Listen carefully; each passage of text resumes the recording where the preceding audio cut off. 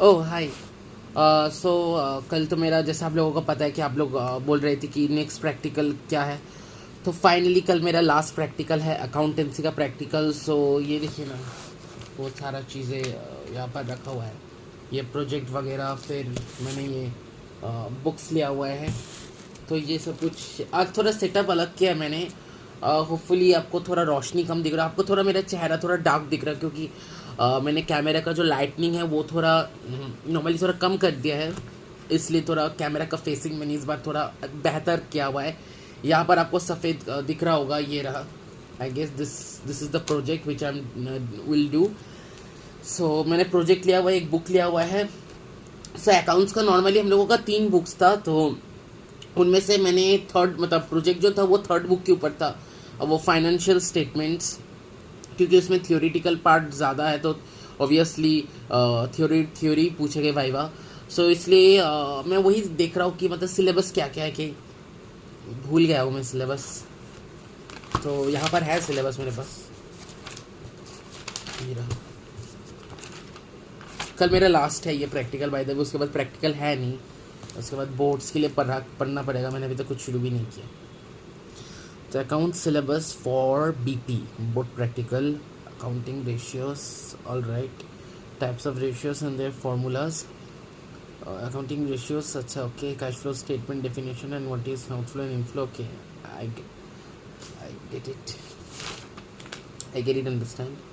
So accounting ratios के ऊपर मेरा प्रोजेक्ट था, तो उनमें से अकाउंटिंग रेशियोज़ का कॉन्सेप्ट मुझे पढ़ना पड़ेगा। What is accounting ratios and what are the types of ratios, क्या क्या रेशियोज़ के टाइप्स है एंड उनका फॉर्मूला क्या है।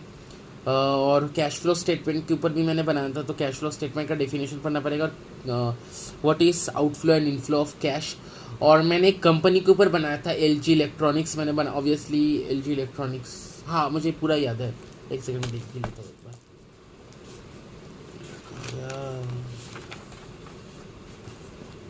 हाँ, एक सेकंड में कैमरा को थोड़ा, हाँ ये रहा, देख लो, LG इलेक्ट्रॉनिक्स। अगर इससे भी पहचान में ना आए तो ये देख लो। अब तो समझ में आ गया किसके ऊपर प्रोजेक्ट था, तो प्रोजेक्ट देख लेना तुम लोग। वैसे ये प्रोजेक्ट सबमिट ले लेते वो लोग, वापस करते नहीं है घर के अंदर। या तो मेरा कॉस्ट अकाउंटिंग का वो है सैम्पल सेट, जो वाइवा में पूछा गया था, मतलब जो लिखना पड़ा था। हाँ, मेरा मुंह से बहुत स्ट्राइक।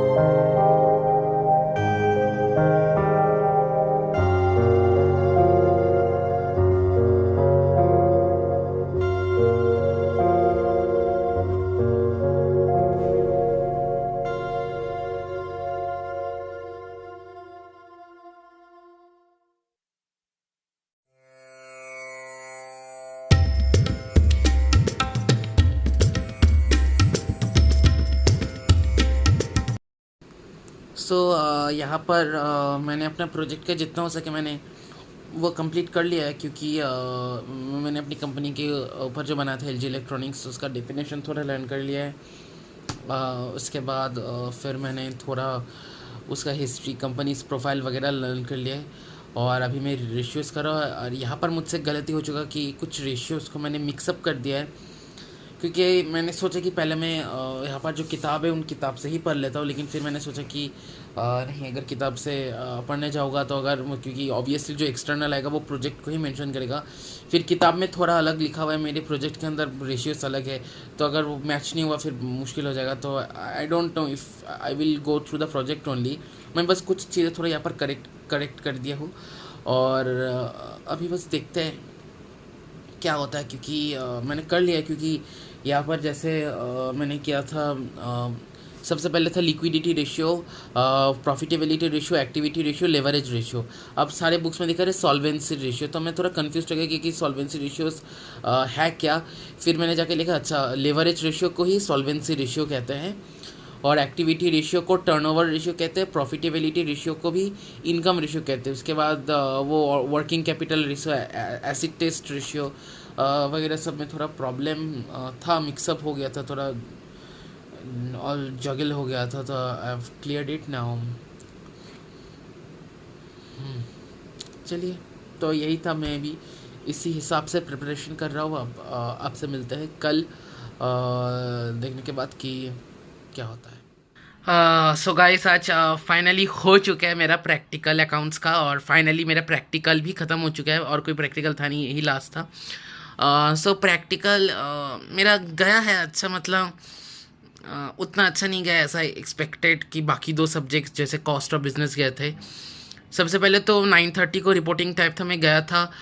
उसके बाद अटेंडेंस शीट हम लोगों को साइन करवाया, उसके बाद वैसे ही सेम रोल नंबर वाइज, लेकिन इस बार एक एक नहीं, दो कैंडिडेट्स जा सकते थे अंदर। फिर एक को क्वेश्चन पूछा, मुझे भी क्वेश्चन पूछा, मुझे मेरे कंपनी के ऊपर पूछे कि मैंने कौन से कंपनी के ऊपर अपना प्रोजेक्ट करवाया है, और वो मैंने बता पाया। लेकिन कुछ प्रोजेक्ट से थोड़े बाहर के क्वेश्चंस पूछे एक दो, वो मैं नहीं बता पाया, उस पर मैं थोड़ा मतलब स्टॉप हो गया।